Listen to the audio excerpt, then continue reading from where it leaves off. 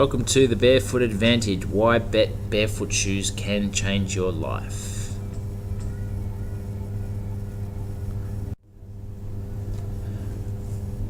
Alright, so before we get started, I just wanted to talk about my philosophy and why I do what I do. As you can see in my photo here, I've got my two fellas, my two boys, Joshua and Harrison. They are the loves of my life and they are my motivation. That's what get me up in the morning, and I'll do anything in my power to give those boys a better life. So my philosophy, I'm fascinated by the human body, and to be honest, I'm really grateful to be the owner of one. Like, how good is this machine that we all have? It's unbelievable. It can adapt to so many environments. It can process all different types of food and nutrition. It can do so many different things. It can get strong, it can get fast, it can adapt. It's just fantastic, multitasking. It's great, and much better than we could have lucked out and become a clam at the bottom of the ocean. I much know what I prefer. I'm a firm believer in evolution and the way our bodies have evolved over the couple of million years of what we know of evolution. And I base my work on surviving in the modern world with caveman genetics, because we do really all have caveman genetics still, even though we haven't been cavemen for over 10,000 years.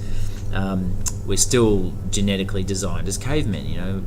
We've changed probably 0.02% last I looked in the last 10,000 years. So not enough for any sort of change or adaptation of any significance. We're still set up basically the same way. I don't get me wrong, I'm not one of those people that want to go back to the Stone Age and go back to throwing rocks at each other. I love modern life too. Like, we're so lucky we've got medical advancements that can keep children alive when they might have otherwise died, or all these things that modern life have given us, which are great. Food supply is good, all that kind of stuff. But I think the problem is we've lost focus, we've lost touch with what it's like to be properly healthy. And my goal is to regain touch and live the healthiest, happiest, and wealthiest life as possible. So why run barefoot? First of all, when I say barefoot, I just want to clarify. I like to run barefoot, but I mean barefoot shoes. Okay. I don't recommend that people go out and start running with no shoes on. That's what I do. I like to do it, but just take it as I'm saying barefoot shoes whenever I say barefoot today, okay? Why do I believe in barefoot running? Why do I hate shoes? We'll get to that in a minute. Barefoot versus supported shoes. How much difference can it make? And what can you do to reverse chronic injuries? The simple 5-step plan. Alright, so let's get into it. So why?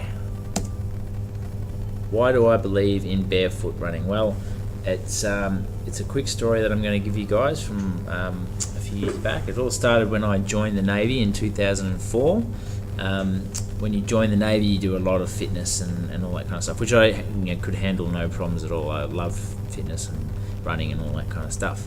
I started to get an issue with my knee though, and you do a lot of pack marching with packs obviously on and carrying gear and heavy boots and all that kind of stuff. So I'm sure that had additions to my problems, but it sort of just exposed the imbalance that I had in my knee that sort of developed over time, both knees actually.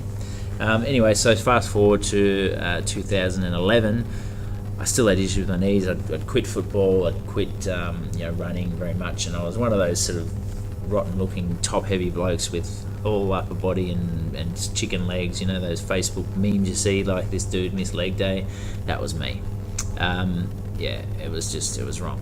Anyway, so I thought, all right, so what am I going to do now? Well, there's an Ironman triathlon coming up in Cairns. What a great idea. That might help me to fix my knees. It doesn't sound very smart, and at the time it wasn't, but in hindsight, looking back, it got me to where I am today. So it was a good decision in an indirect sort of crazy way. Anyway, so if you don't know, an Ironman triathlon is 3.8 kilometre swim, 180k ride, and a 42.2 kilometre run. So I enrolled and had a crack at it, got through the swim okay, got through the ride okay, got through half of the marathon okay. 21k mark, my left knee started to play up on me, and when I say play up, it just got really bad over the next few k's, and it just broke me, basically. I did get over the line with tears and walking and mental strength, I suppose it was, and just sheer just will from the people in the crowd yelling at me to keep going. And it was definitely a hard day, and I really felt like I'd failed that day. The race had beaten me. I was broken for a month, and my knee was no good for over a month, and all these things, just sort of made me feel like I had unfinished business. So I had another great idea not too long after that, to try again the next year. So I did a few different things. I added yoga and rehabilitation consistently to my program, which added more time, but it was making my knee feel a bit better and stronger. I changed my running technique to a mid-foot strike, and I had to do a lot of sort of technique and thinking and all that kind of stuff, and it did work. I did get through the whole race and got through the run, and I felt strong over the line. My knees definitely weren't 100%, but I got over the line. I enjoyed myself a lot more, and I did feel like I conquered the race. One problem though is I hated running. And that was really the opposite of what I was after. I wanted to get back to loving running again and working out what was wrong with my knees and all the rest. So that was a problem for me, a big problem. I was still as far away from getting to my goal as ever. So in September that year, I read a book called Born to Run, and that book talks about evolution and how we were designed to run by nature and all this kind of stuff. And it resonated with me. It really got through to me. So I thought, I'm going to implement this into my training program, and I'm going to run barefoot in the marathon, all going well. So I got through the training program well, and got to race day, and got through the swim and the ride, and then got to the marathon, and I blitzed it.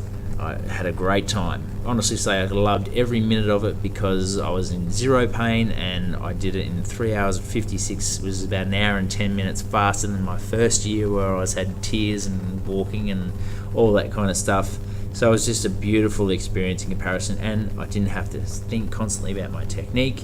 I just let my natural running sort of ability and style take over, and I never felt better. So that's the story. That's why I believe in barefoot running so much. From that day on, I've been a big advocate, and I've been hooked on it, because it just gives me all my freedom back.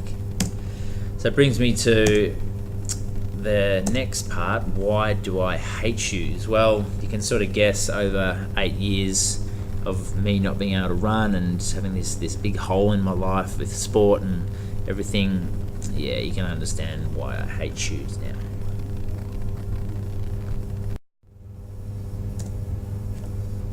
Barefoot versus supported shoes. So how much different can it make? In the photo here, you can see that's the big difference between shoes and barefoot. So the guy in the photo is heel striking. You can see all the impact is going through his ankle, his knee, and his hip, lower back. Barefooto is landing on his forefoot, and looks a lot more complementary. But we're going to go into something a little bit more technical than that photo. Okay, so let's look at the impact on the joints. So here we've got a graph that's got force down the left-hand side and then time down the bottom. So looking here, we've got the impact transient. You can see that impact sort of spike there. That's in a very high amount of force in a very short amount of time. So this is quite an unnatural thing for the body to handle. If you can imagine yourself jumping off a block down onto the ground, onto the concrete. If you land with stiff legs and stiff joints, all your joints absorb the pressure, not your muscles, which is not how our bodies are designed. We're designed with these muscles so they can absorb pressure. Okay, so here we're seeing impact transient, happening with a lot of force in a very short amount of time, which is causing a lot of joint absorption of the force, which is not what we're really after. So what about with shoes on? So you can see the impact transient then is a bit smaller, granted, and if you look at the force, it still gets up just about as high, and the time period is very similar, very quick. So we're still getting, even with these supported fandangle shoes with the nice thick sole and cushioning and all that kind of stuff, we are getting that sharp spike in force that is absorbed by the joint, which is not good. But you can can still see that it does roll over into a normal sort of slowly sort of build up of force and slowly drop away of the force as the foot leaves the ground. Now, what about midfoot and forefoot striking? Alright, so a bit different here. We can see that there's no impact transient, okay? So we're getting the foot landing on the forefoot, and then the force gradually builds up over that first section there, and then rolls over the top and comes down in a nice sort of even fashion. Now, this is what I was talking about. If you imagine that you're jumping off that same block as I mentioned before, but you land and you allow your knee joints and your hip joint and your back and your core, all these muscles to absorb all the pressure, the joints have an easy time of it because the muscles are doing what their job is, and what they're designed to do is to absorb force as we land. Alright? Okay, so let's look at elastic band energy. What do we mean by that? Well, you can look at the foot here. We've got the bridge or the arch of the foot, you can see is quite prominent there. You can see all these blue little things. They're all ligaments joining all the bones together. So the idea behind that is that the bridge is designed to collapse on itself. Now, Leonardo da Vinci said the foot is the most perfect design by nature because it is designed to go with the force, allow the force to collapse the foot structure, but then these ligaments are there as a spring to bring the foot back into its normal position. So you can see there I've got written barefoot running uses less energy due to the free elastic band effect. So basically that's why we're such good runners. Humans are claimed to be the best endurance runners on the planet, and that's sort of the theory behind our evolution in Born to Run, that we are the most dominant species because we can run the furthest and we can also cool ourselves the most with sweat, and not like a dog or something like that has hide and has to sweat out its mouth. They can overheat a lot, where humans can keep running and we can run our prey to death. Basically, that's the it's called a persistence hunt. That's the theory in Born to Run anyway. So yeah, pretty interesting stuff. Alright, so let's have a look at this slide. What happens when you take your shoes off? Alright, so in this video I'm about to show you, got a guy named Pete. He came to me for some running advice. He's doing triathlons and his running was definitely his weakest leg. He's getting plenty of knee injuries and just general fatigue, just feeling like he just wasn't getting anywhere. So what I've done in this video, and what I do in my assessments, I get people to run with their shoes on, and then I record that, and I get them to run without their shoes on, and just purely to show them the difference that it makes in your running gait and your biomechanics. Okay, let's have a look. Alright, so Pete here running in his shoes, first of all, heel toe, heel toe, heel toe. You can see that striking there. Alright, still there, heel toes. Alright, now look here, where are we landing? The ball of the foot hits first before the heel. Very interesting. How is that working? Why is that happening? Well, because it's the natural way of running. If you try and run with out shoes on and strike on your heel, you'll be in pain, and you bet you won't do it again. It's a very painful thing to do. But as soon as Pete whipped his shoes off, even after 25 years of wearing shoes, you just go straight into a midfoot strike. Now there is pure proof that it's a natural way of running. Okay, a barefoot shoe or barefoot running is just a natural way of running. Alright, so we're up to running and injury prevention. Now, how often do you hear those two things in the same sentence? Running and injury prevention. I don't run or walk because it ruins my joints. Well, we've all heard that, and I would have believed that a few years ago for sure. This study was done on 75,000 runners, and it was looking at the effects of running and walking on osteoarthritis and hip replacement risk. So here we go. Those who ran more than 1.2 miles per day were at 15% less risk of osteoarthritis and 35% less risk of hip replacements than more sedentary men and women. Interesting. So the people that were running were getting less joint issues with osteoarthritis, etc. Now, I was confused by this, and I thought I better go speak to someone who's a bit smarter than me. So I spoke to a guy named Dr. Stephen Eddy, and he's a doctor of everything. Basically, you can Google him if you want to. And he explained the biomechanics and the biochemistry to me, and the best way to sort of I could get my head around it was like this. Imagine you've got a knee joint, and you've got cartilage between the knee joint. That's sort of there stopping the bone from hitting bone and the impact and all that kind of stuff. So if you imagine that now that cartilage is a sponge, okay? So imagine you've got a sponge, and every time the knee joint squishes together, it squeezes the sponge, and things come out of the sponge and then come back in. Like if you've got a sponge and you dip that sponge in the water, you squeeze it and then release it, it sucks all the water back in. Same sort of thing. So when you get impact on your joints, the sponge or the cartilage between your joint gets pushed together and pushes out nutrition and sucks in nutrition. Okay, so that's actually how they worked out that cartilage can get regenerated, because there's no blood flow to cartilage, so it was a bit of a mystery for a while. This is how it's happening. So impact and stress on the joint is actually making the joint stronger, which makes sense. How do you get stronger when you go to the gym? Do you get stronger the day you go to the gym, or is it a couple of days afterwards? A couple of days afterwards, because you actually injure your muscles a very minute amount when you go to the gym, and then the recovery happens 2 or 3 days afterwards. That is when you actually get stronger. Same sort of thing here. You're impacting your joints and making your joints stronger from that impact. So it's required for joint health, which is really cool. Okay, so supported shoes and injury prevention. Let's have a bit of a look here. So this is a study that was done back in 2008.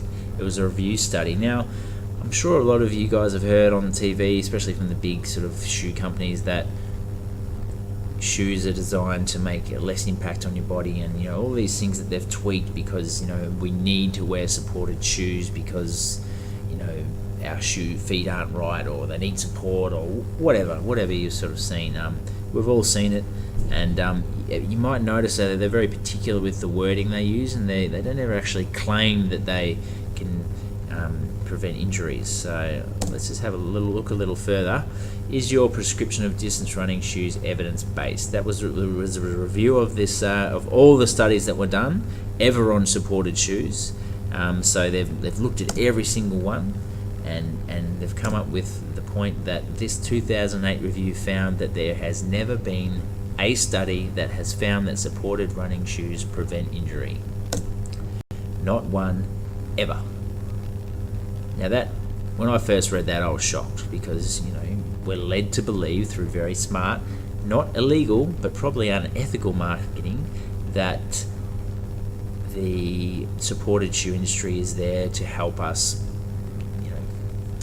not have as many injuries. That's the presumption that we're led to believe. Now, it's a $20 billion industry, so you can understand there is companies that are making lots of money. So as it's unfortunately the world we live in, we get a lot of this.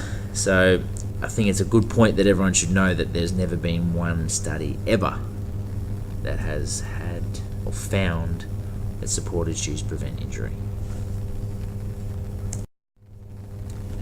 Alright, so the 5-step simple plan. Okay, so I'm going to run you through a few things here that will help you if you want to make the transition to barefoot running, that is, with barefoot shoes, obviously.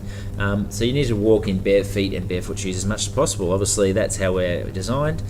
So if you can get away with it at home or at work, or walking around the backyard, taking the kids, walking the dog, all that kind of stuff, if you're in your bare feet or barefoot shoes as much as possible, it's going to start to retrain, strengthen your feet, get some flexibility and all these things that your feet naturally have in their normal environment. You have to reintroduce that slowly to your body.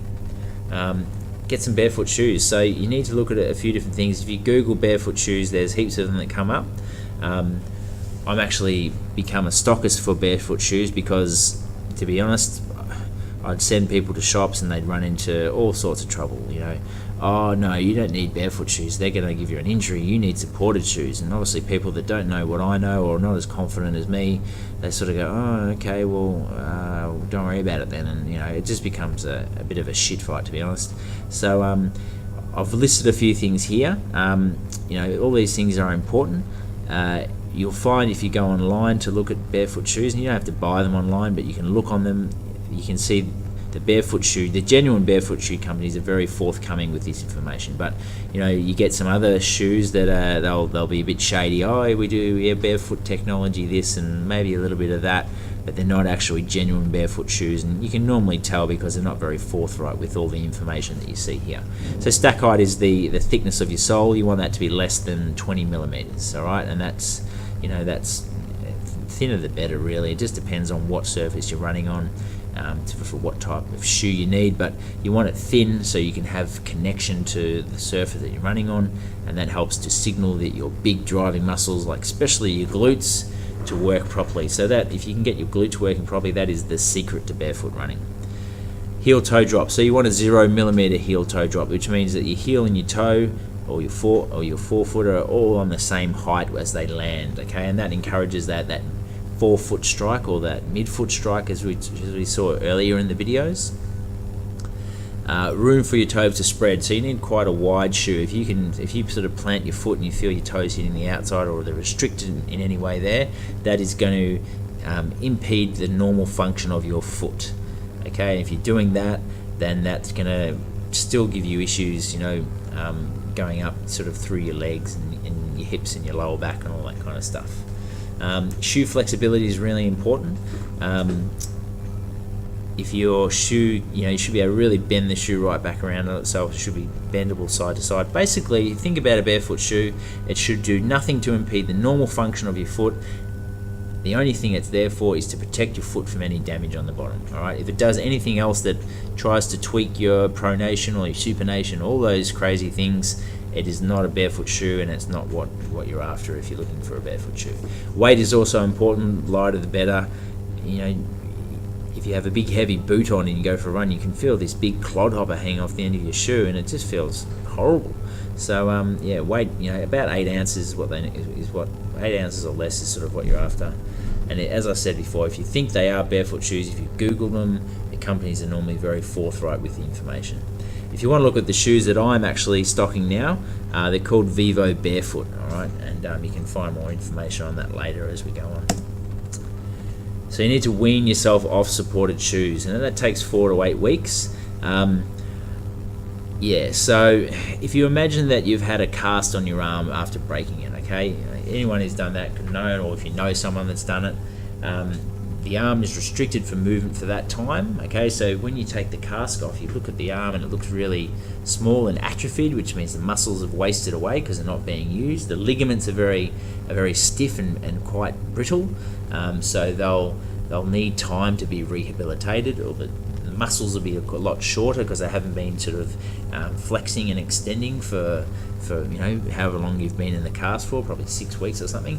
So that's the same with supported shoes. The supported shoes impede the normal function of your muscles around your feet and your ligaments and all these types of things. So if you just whip your shoes off or put some barefoot shoes on and go for a run straight away, you're probably going to get injured, okay? Especially if you wear high heels a lot or something like that, where you're really out of whack or your muscles are just need a lot more time to adapt. So make sure that you just give plenty of time to building up into it, okay? And 4 to 8 weeks is normally about the time.